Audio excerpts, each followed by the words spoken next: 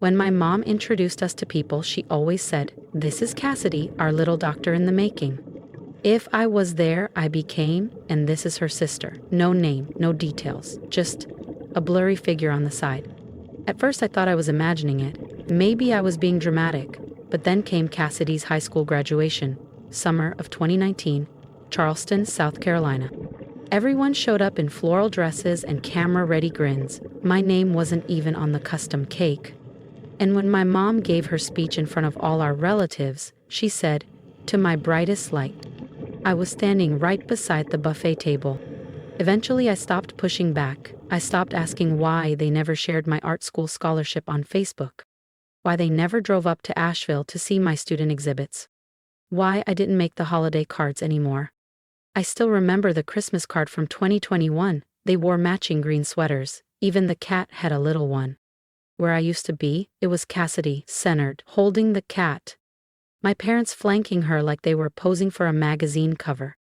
They didn't crop me out. They restaged the entire shot. No one ever said I was cut off. But I learned that being erased doesn't take a scandal. It just takes silence. Polite indifference. My name is Ren Holloway, and if you ask my mother, she has one daughter. Then, last Tuesday, I got an email. Not from my family. Of course not. It was from the University of Charleston's alumni office, Cassidy's college, not mine. Subject: You're invited. Class of 2025 commencement highlights. I nearly deleted it, but something caught my eye. Keynote speaker, major contributor, and tech angel. Identity, to be revealed. I clicked, scrolled past the balloons, the donations, the parking map, and then I saw it. A blurred out silhouette, the caption read, "Keynote investor, CEO of one of the fastest growing medtech startups in rural America." Unconfirmed, but heavily rumored to be me. My heart didn't know whether to race or stop. No one knew I was behind Riverstone Diagnostics. I built it in the shadows, under a different name, through silent funding rounds and low-profile clinical partnerships. I didn't want the spotlight. I wanted space. I wanted peace. Until now. A few hours later, another email pinged into my inbox. This one wasn't meant for me. It was a messy chain of forwarded messages between my Aunt June and the rest of the family. Photos of Cassidy's graduation gown, the brunch menu, seating charts, and then one line from my mom. "Make sure Ren doesn't hear about it. The last thing we need is a distraction on Cassidy's big day." Distraction. That word struck harder than any insult ever had. They hadn't forgotten me. They'd planned around my absence. And for the first time in years, I didn't feel sad. I felt something colder, sharper. I wasn't going to crash the graduation. No, I was going to own the building next door. I sat in silence that night. No lights, no music. Just the fridge humming and my laptop screen glowing. Faint blue. Their words spun in the background like an old cassette. "She'll ruin it. She always makes it about herself." And I believed them, not suddenly. Like water wearing down stone, erosion over time. Until I wasn't sure where their voices ended and mine began. Maybe I was the problem. Maybe not coming home for Christmas, skipping birthdays, hiding my success behind legal aliases. Maybe that was cold. Or maybe it was survival. Even now, I didn't know. I stared at my reflection in the darkened laptop screen. Tired eyes, hoodie pulled halfway over a messy bun, the worn fabric of my Riverstone Diagnostics logo barely visible in the low light. This was who I had become. The girl they whispered had dropped out. The girl who walked away. No one ever saw me for what I really was. And if no one sees you, do you even exist? The next morning, I flipped open my laptop again. Logged into our investor platform. There it was, confirmation.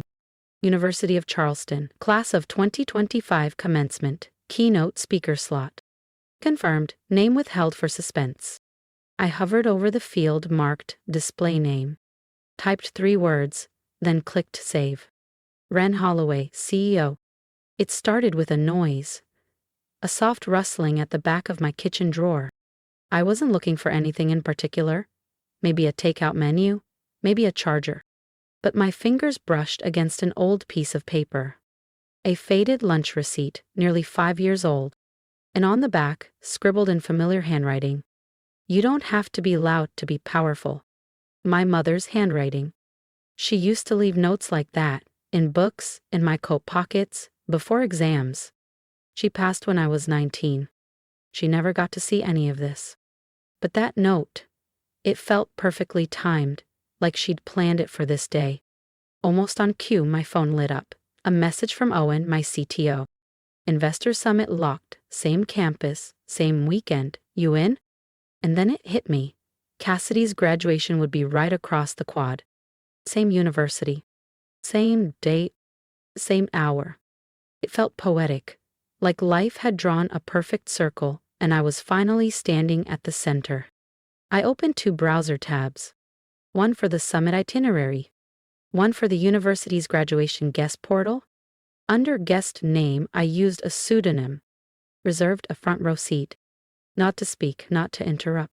I just wanted to watch, not heard, them. The people who erased me. I wasn't trying to reclaim a seat at their dinner table.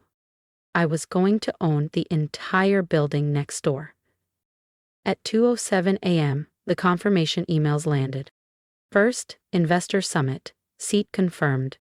Then, University of Charleston graduation, front row ticket confirmed. 2 worlds, 1 campus, 1 weekend, and I had 1 foot in each. I didn't use my full name for the graduation ticket, just my initials, WH. I didn't want attention, not yet. I wanted proximity. I wanted to see the look on my father's face when he realized the daughter he'd written off still knew how to walk into a room without warning. That morning I packed light, a fitted black blazer, 1 simple dress, and a pair of low-heeled shoes I hadn't worn since the day I pitched Riverstone Diagnostics to a board of skeptical investors. No one asked if I had a degree. I didn't. What I did have was traction, data, a vision, and the resolve to make it real. As the train pulled into Charleston, I caught a glimpse of the old science building through the window, the same one I used to nap in between lectures, where Cassidy once told her friends I was just a dropout who wouldn't stop following her around. Now, my name was quietly listed in the summit itinerary, right next to keynote. When I arrived at the graduation venue, the usher scanned my ticket and smiled. "This one was requested early. Reserve front row. Looks like someone really wanted you here." I smiled back. I guess they did. I sat 3rd seat from the aisle. Sunlight warmed the back of my neck. Rows of students began filing in. Robes, caps, polished shoes. No one noticed me, not yet. But I noticed everyone. Then I heard it. My father's voice. Low, clipped, commanding. He stood at the far end of the row, speaking with a campus staffer holding a clipboard and radio. That voice, it was the one he used to clear a room without ever shouting. He scanned the crowd, eyes narrowed, searching, judging, expecting trouble. The usher approached me again. "Ma'am, can I confirm your name for the seating log?" I handed her my ticket. She nodded politely, smiled, moved on. 2 rows ahead, Cassidy took her seat with the other graduates. The show was about to begin. Camps tilted just right. Gowns flawlessly pressed. Cassidy looked the same, maybe colder, maybe more refined. But I recognized the look on her face. The one she wore when she was in character. Performing. She was always good at playing perfect. A professor passed by, paused, glanced at me, then did a double take. "Wait," he whispered. "You're in, Ren Holloway, Riverstone, right?" Oh, answer just gave him a small smile. "I read your white paper on decentralized diagnostics. Your infrastructure model? It's revolutionary." He said it just loud enough for the 2 people behind me to glance over. Across the quad, university banners fluttered. The loudspeakers crackled to life. The ceremony was starting. Behind me, my father's voice rose again, agitated now. "She's not supposed to be here. She's not on the list." I didn't move. Didn't flinch. Let him look, let him squint, search, spiral. Because the daughter he buried in silence wasn't sitting there. Only the woman in the front row. And soon, everyone would know her name. The Investors Summit was set to begin 40 minutes after the graduation wrapped. Right across the quad, inside the glass auditorium, banners already rotated on massive digital displays. Riverstone Diagnostics, closing keynote. The quiet pivot that disrupted rural medtech. As Cassidy's department chair stepped up to speak, I slipped out. My seat was empty before my father even realized I'd been there. Backstage at the summit, my assistant met me with the final slide deck. All set, she said, handing over the tablet. They still don't know it's you. Even the dean thinks the CEO is some reclusive Ivy League guy. I nodded, flipping through the slides. Charts, metrics, clinical growth curves, all solid. But something was missing. I paused at the final slide. It just said, "Thank you." Plain, safe, forgettable. I deleted it. Typed something new. Ren Holloway, University of Charleston. Class of never. And beneath that, smaller. You erased me, so I built something permanent. My assistant glanced over my shoulder and blinked. That's bold. It's honest, I replied. She didn't argue. I took one last look at my reflection in the black screen. Hair tied back, no makeup, just a fitted blazer, and a name they once tried to erase. Outside, I could hear clapping echo across the courtyard. The graduation was wrapping up. Inside, the summit's host took the stage. Please welcome the founder and CEO of Riverstone Diagnostics. At that exact moment, as cameras flashed and heads turned, Cassidy's professor leaned toward her and whispered something. I stepped onto the stage. The lights weren't blinding, the stage didn't feel high, and for once, I didn't feel small. Projected behind me, bold, clean, undeniable. Ren Holloway, CEO, Riverstone Diagnostics. For a second the room stayed quiet, not out of doubt, but realization. Whispers. Then phones. Then stunned silence. They had been quoting my models, my research, my data, for years. And they had never known it was me. I took a breath. I built Riverstone because no one in my family believed I could finish anything. And honestly, they weren't completely wrong. I didn't finish college. I didn't finish family holidays. I didn't finish being the daughter they wanted. I paused, let it settle. But I finished this. Click. Next slide, a map of our rural health network. Dots marking small towns, forgotten clinics, now pulsing with life and care. It's like hospital partnerships, patient access, outreach milestones. Click. A grainy photo, me, 6 years ago, soldering parts in a dorm hallway. No lab, no funding, no recognition. I looked across the room, trustees, students, deans. In the third row, sitting beside a junior professor, I saw Cassidy's advisor. His eyes widened. He leaned toward her again. "You didn't tell me she was your sister," he said, just loud enough for the mic to catch. Cassidy froze. The professor turned back to me, then said with a slight smile, "Nice work, CEO." That was the moment. Not the ovation that followed. Not the cascade of messages from people who once ghosted me. That moment, the truth finally visible, was enough. It was that one line. From the one person Cassidy had always wanted approval from. The one moment she couldn't rehearse. The one sentence that didn't belong to her. I didn't look at her directly. I didn't need to. I knew she was watching. And I knew my father was somewhere behind her, teeth clenched, fists tight. But I didn't need to speak. Because the truth had already spoken. And this time, it had a microphone. I slipped out the back. No reporters, no photos. Just the echo of applause bouncing off the glass behind me. I didn't wait for compliments. I didn't linger for the catered reception. I didn't have to. By the time I reached my hotel lobby, my phone was already vibrating non-stop. 37 unread messages, 6 missed calls from unknown numbers. And one text from my cousin. "Was that you on stage?" Dad nearly choked. I didn't respond. Didn't need to. A clip of the moment had already gone viral. The line, "Nice work, CEO," was being replayed, subtweeted, captioned, and in every repost, there I was, alone at the podium. My name glowing behind me. The silence I'd carried for years finally answered. I didn't tag the university, didn't mention Cassidy, didn't say a word, but I knew they saw it. Because hours later, Cassidy's graduation photo vanished from my father's Facebook page, replaced with a quote about staying humble. Glass. Cassidy didn't tag anyone either. No thank you to my amazing family caption. Just one over-filtered photo. No smile, no context. I never returned their silence with noise. But they heard me. In the halls where my name was never spoken.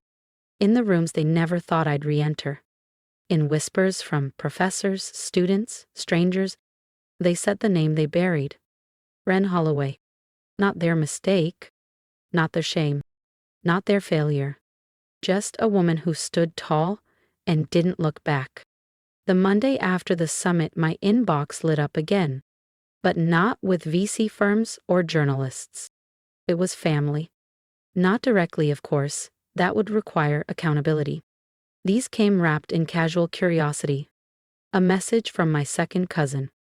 "Hey Ren, long time. Just saw the keynote. Wow. Any chance you're hiring interns this summer?" An email from my father's old college friend. "Greg mentioned you're doing something in healthcare. Our son just graduated, would love to connect." And then the boldest one of all, a LinkedIn message from Cassidy's boyfriend. We'd met once. He barely made eye contact. "No. Didn't realize Riverstone was yours. Truly impressive. Let me know if you're ever building a legal team." No mention of Cassidy. No apology. Just acknowledgement. That they finally saw me. Just doors opening. The same ones they shut in my face over a decade ago. I didn't respond to most of the messages after the summit, but I forwarded one to my assistant. "Put this one on the not in this lifetime list." She replied with a thumbs up. And a smiling skull. The irony wasn't lost on me. They used to call me a dropout. Said I'd be lucky to keep a desk job. Now they were asking me for one. They didn't notice when I became their cautionary tale. But they'd remember the day I became their missed opportunity. And the best part? I never raised my voice. I just raised the bar. They didn't erase me with cruelty. They erased me with silence. With cropped photos. With empty seats. Not violent. Just quiet. Intentional. Until even I wondered if I had ever been there at all. And when I finally walked away, no fight, no final word, they acted relieved. Like the family had healed. So I let them believe that. Let them sit in rooms and say, "We haven't heard from Ren in years." As if I were a ghost. Not their daughter, not their sister, but the truth doesn't stay buried. Not when it builds something real. This time, they couldn't hide behind silence. My name was on the screens, on the banners, echoed in classrooms and conference halls. I never asked to be welcomed back. I just made sure, everywhere they turned, I was already there. Not as the failure they whispered about, but as the woman they now had to Google. I never went back to the house. Not when my father sent word through a cousin, something about letting the past go. He didn't mean apology. He meant damage control. I wasn't interested.